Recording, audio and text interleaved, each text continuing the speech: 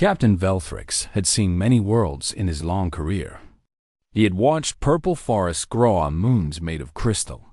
He had mapped gas giants where living clouds sang to each other across storms that lasted centuries. He had catalogued a life in all its strange and wonderful forms across 300 star systems. But he had never seen anything like Earth.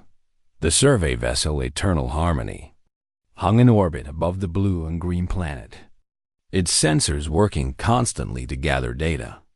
Velthrix stood at the observation window, his four eyes blinking in sequence as he tried to understand what he was seeing.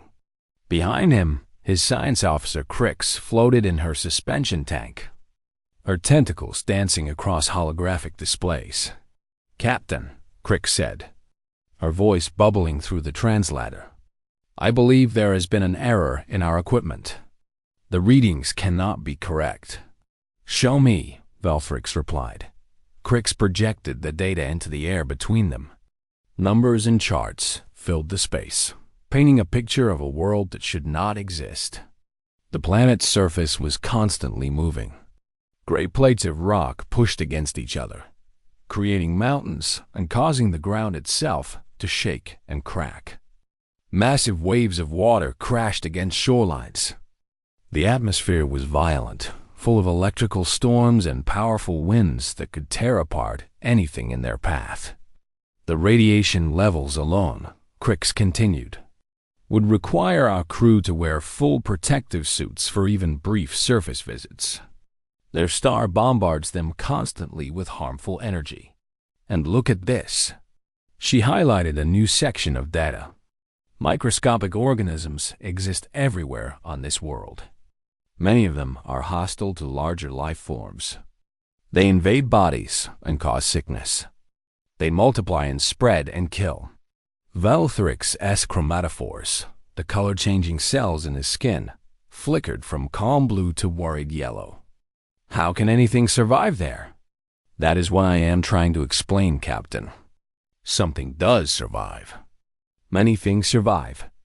The planet is covered with life." Crix paused, and when she spoke again, her voice was smaller. "Including intelligent life. 8 billion of them." The number hung in the air. 8 billion. On a world that seemed designed to kill everything that lived on it. Over the following days, the crew of the Eternal Harmony studied the beings who called themselves humans. They watched from orbit, careful not to be detected, recording everything they could. What they learned changed everything they thought they knew about life in the universe. Humans lived everywhere on their hostile world.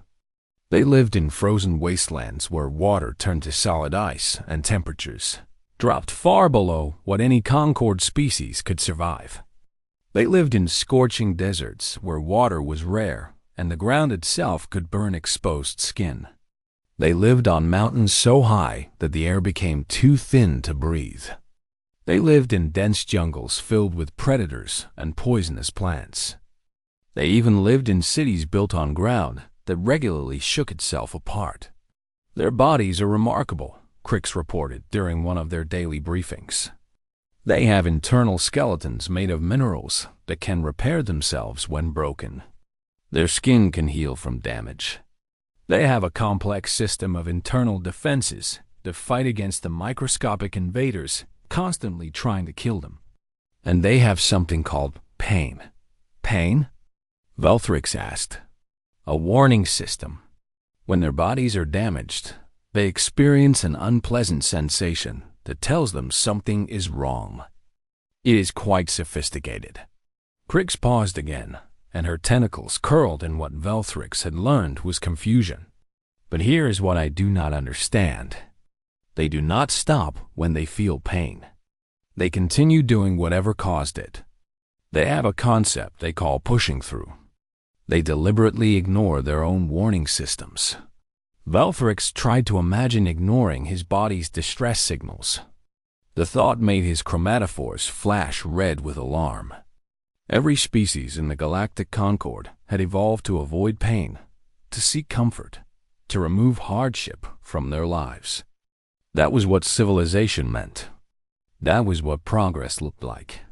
These humans had apparently missed that lesson. "There is more," Crick said. "They have events, competitions. They gather together and see who can endure the most suffering, who can run the farthest until their bodies fail, who can lift the heaviest objects until their muscles tear, who can fight each other until one cannot continue." She displayed images of these events. Humans running through rain and mud. Humans climbing frozen mountains. Humans hitting each other with their own limbs. They do these things for enjoyment, for honor, for small pieces of metal they hang around their necks. The crew watched in silence. On the screen, a human crossed a finish line and collapsed, their body clearly broken from effort. Other humans rushed to help them. The fallen one was smiling. "What are they?" whispered Navigator Prell, the youngest member of the crew. Valthrix did not have an answer, but he knew one thing with certainty. The Galactic Concord needed to know about these beings. They needed to understand what kind of life could evolve on such a world. They needed to prepare. He gave the order to return home and file their report. As the Eternal Harmony turned away from Earth and prepared for the long journey back to civilized space, Valthrix took one last look at the blue planet.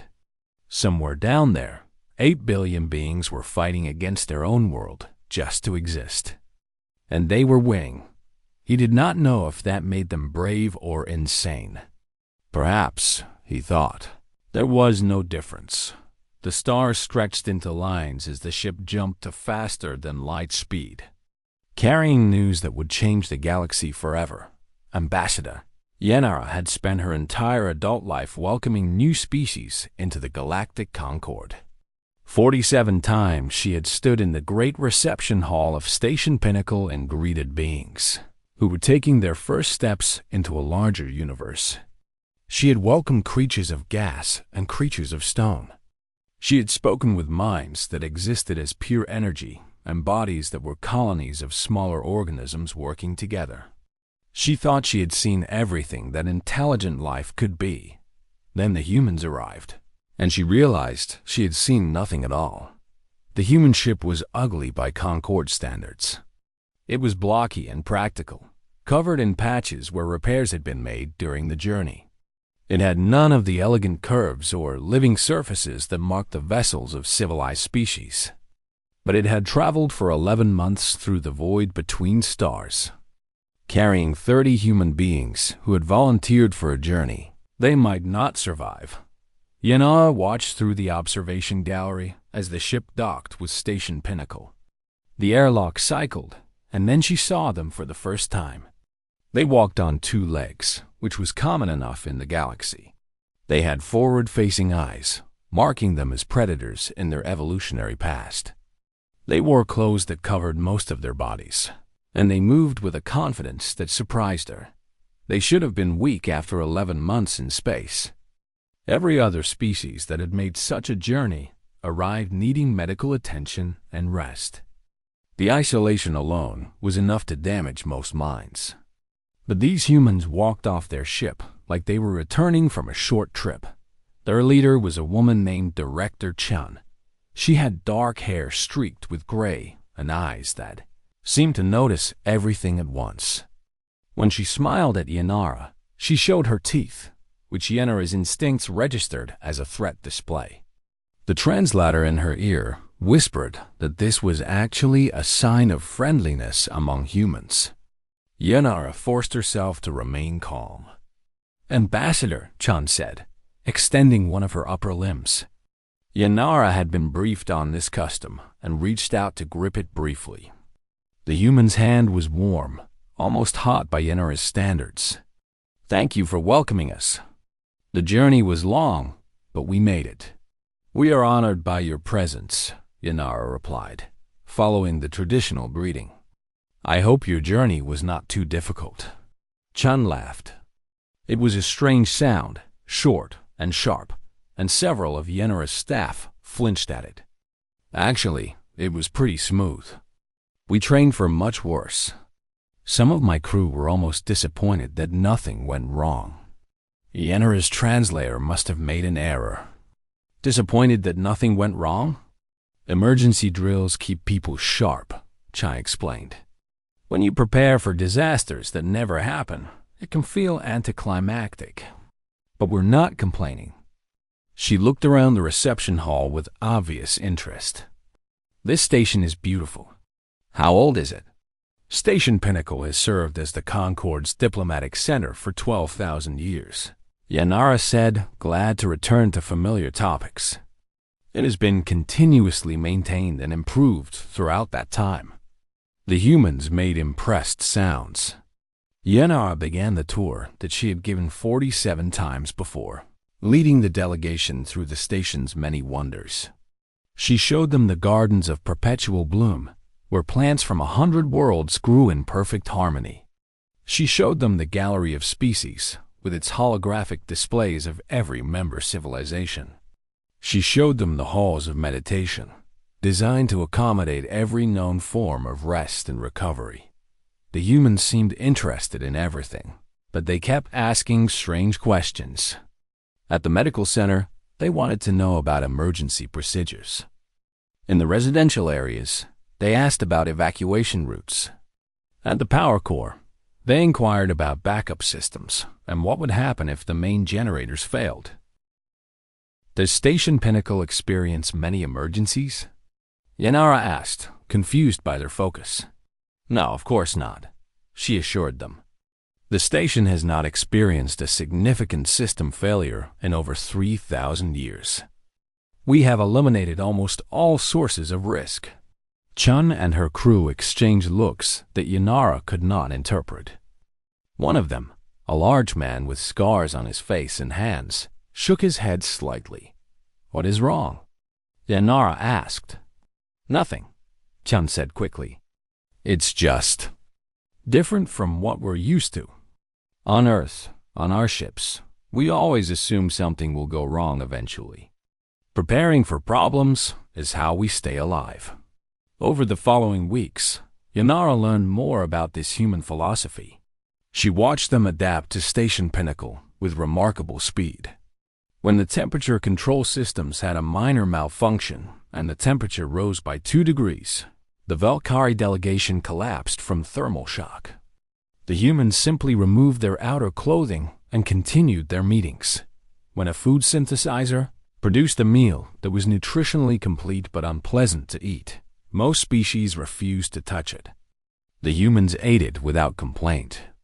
They made jokes about something called military rations and airplane food, and they laughed together while they chewed.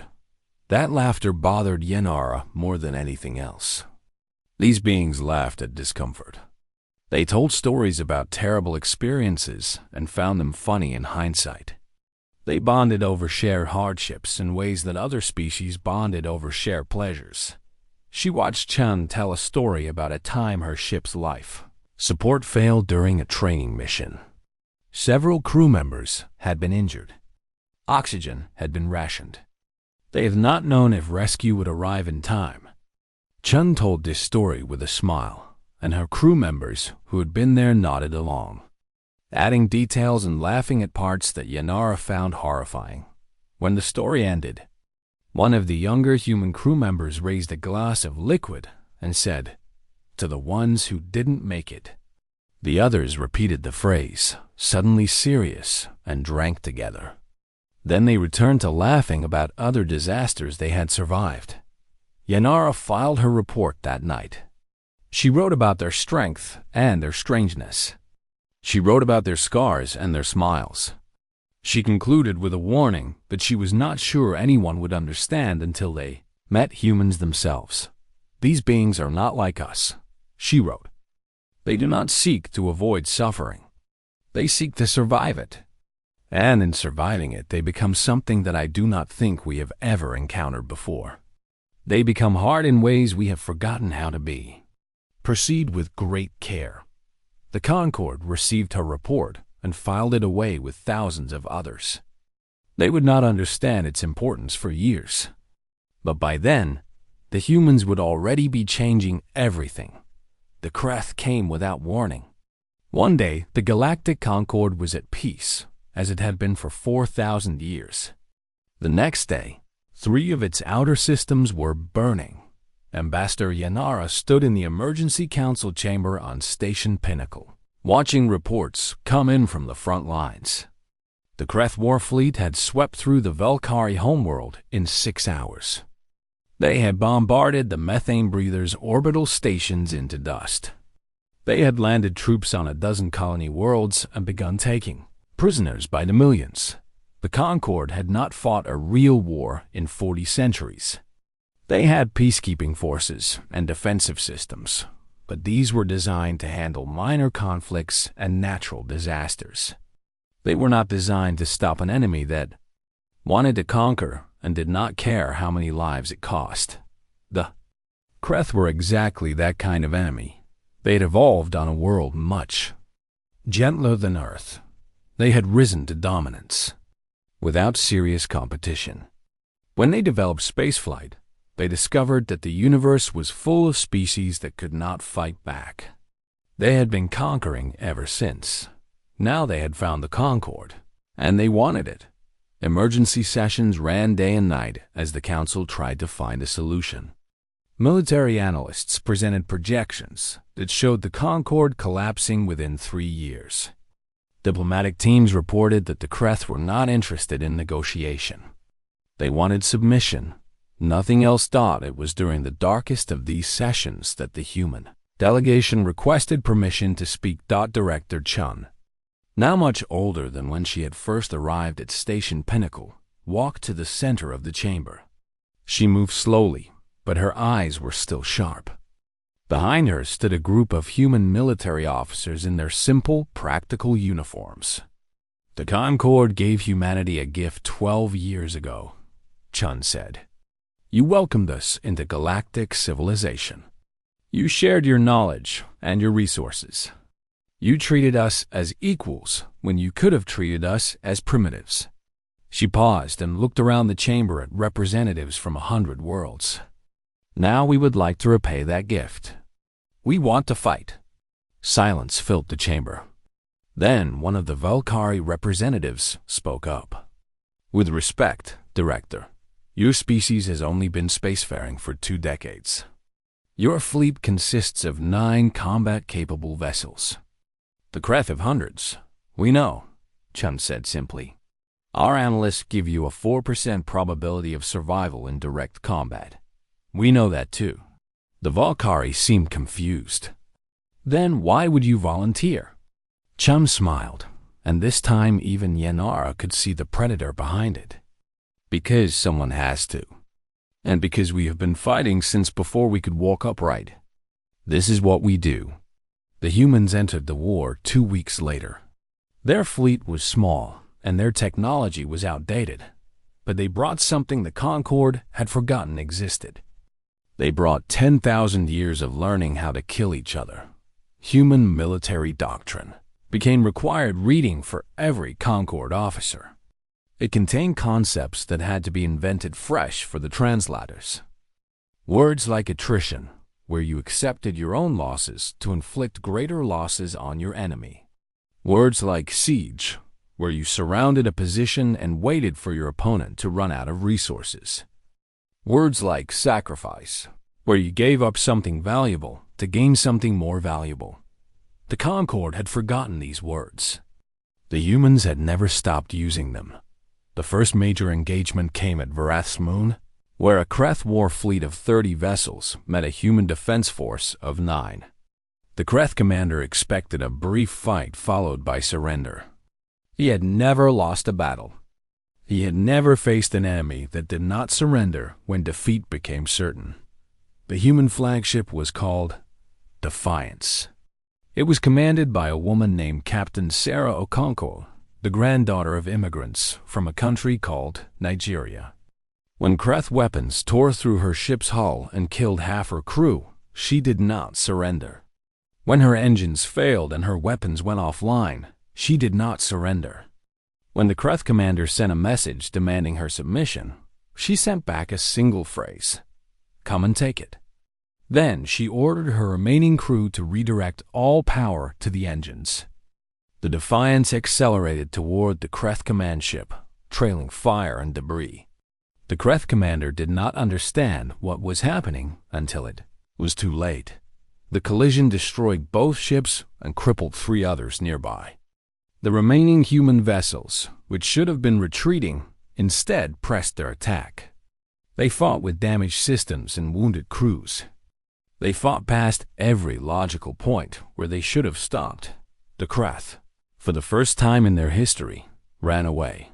Word of the battle spread across the galaxy. Other Kreth fleets began to hesitate. They had conquered 17 systems by being willing to accept losses that other species could not imagine.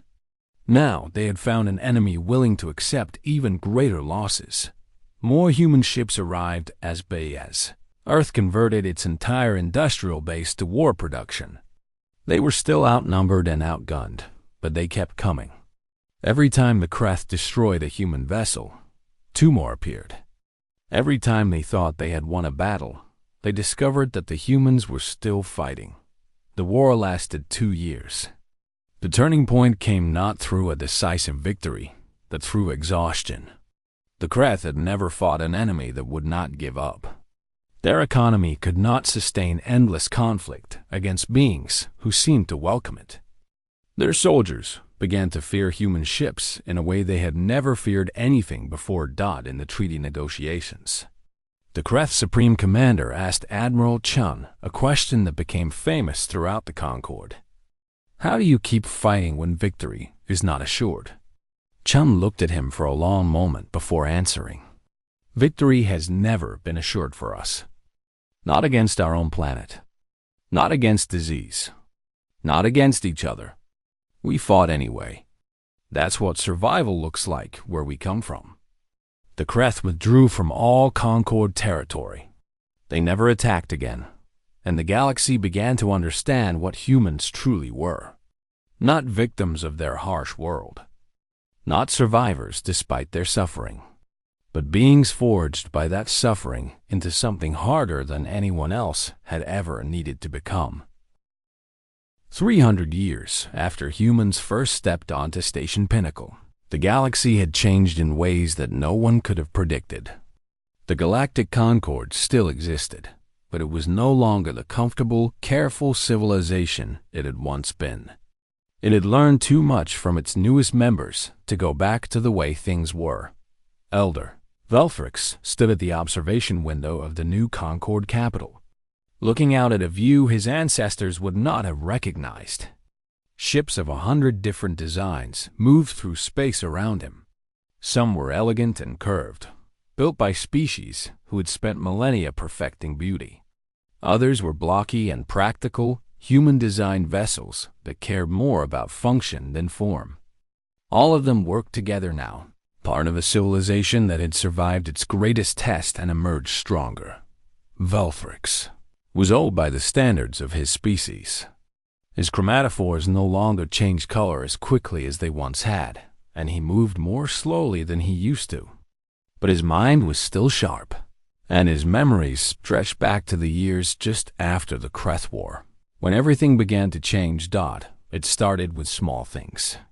Human doctors worked alongside Concord medical specialists, sharing techniques that had been developed through centuries of battlefield surgery and emergency care.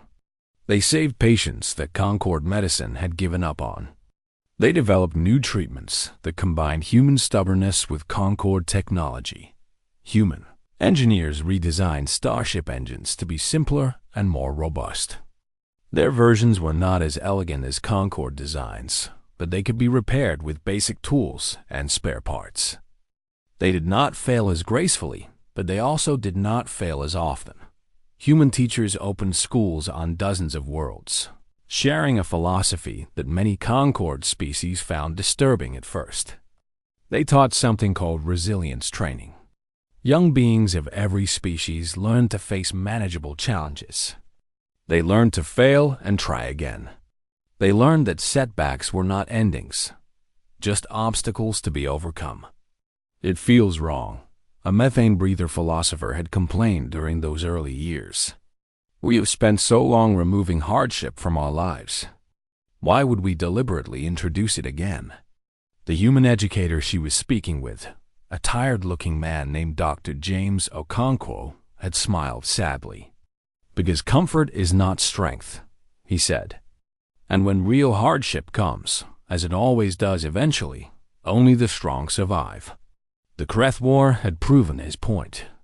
Species that had never faced difficulty crumbled when the HFY attacked.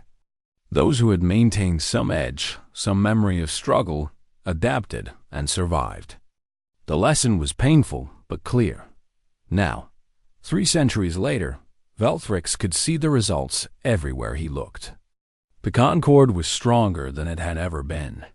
Its members were healthier, more capable, more prepared for whatever the universe might throw at them. They still valued comfort and peace, but they no longer confused those things with security. Today was a special day. Representatives from every member species had gathered to celebrate the tricentennial of human integration into the Concord. Velthrix had been asked to give the opening address, an honor he had not expected and was not sure he deserved.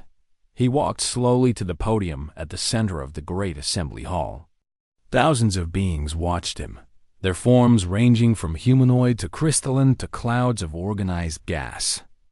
Among them, scattered throughout the crowd, were humans. They looked so small compared to many other species, so fragile. And yet everyone in the room knew what they truly were.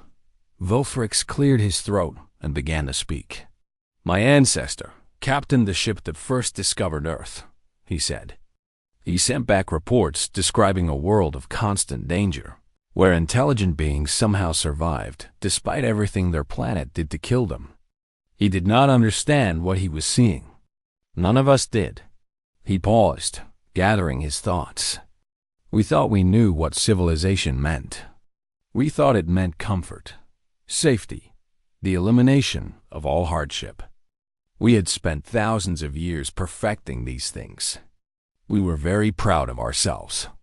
A few beings in the audience shifted uncomfortably. They knew what was coming. Then the HFY came, and we learned how wrong we were. Our civilization crumbled in months.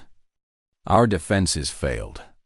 Our people, who had never known real danger, did not know how to fight back. We would have been conquered completely, if not for a small species from a harsh world who had only been members of our community for 12 years. Velthrix looked out at the human delegation, where Admiral Chun's descendants sat in places of honor.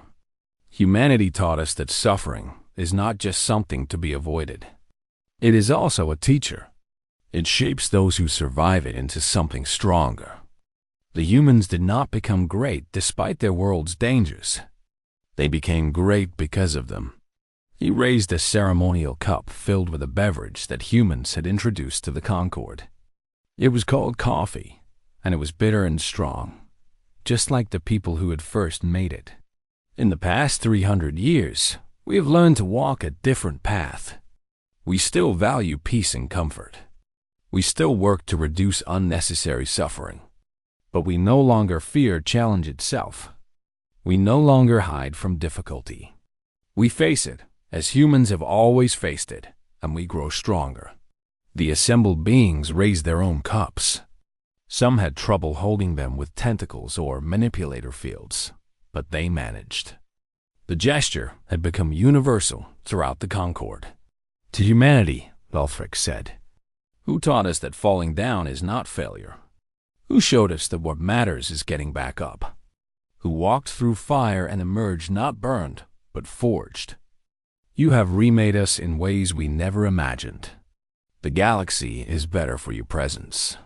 He drank, and thousands of others drank with him. In the audience, Dr. Yuki Okonkwo, great-granddaughter of the man who had helped spread resilience training across the stars, wiped her eyes. She was 212 years old, kept alive by Concord medicine that her family had helped improve. She had seen so much change in her lifetime. But this moment, this recognition of what her species had given to the galaxy, moved her more than she had expected. Beside her, A young Valkyrie student she had been mentoring leaned over. "Dr. Okonkwo, is it true what they say? That humans cannot feel happiness without also knowing sadness?" Yuki thought about the question for a moment. "That's not quite right," she said. "We feel happiness just fine. But we feel it more deeply because we know it could be taken away. Joy means more when you understand loss. Victory means more when you've known defeat. That's what our world taught us." The young Valkyrie considered this. "It sounds painful." "Sometimes it is," Yuki admitted. "But it's also beautiful. And it's what makes us human." The celebration continued around them. Beings from across the galaxy coming together to honor a small species from a harsh world. Outside the great windows, stars burned in the darkness, and somewhere among them was a blue and green planet that had created something the universe had never seen before. Earth had not been kind to humanity. It had thrown ice ages and plagues and disasters at them. It had forced them to struggle for every breath, every meal, every moment of peace. And in doing so, it had given them a gift that they were now sharing with the stars. Suffering had been their training, and they had graduated with honors.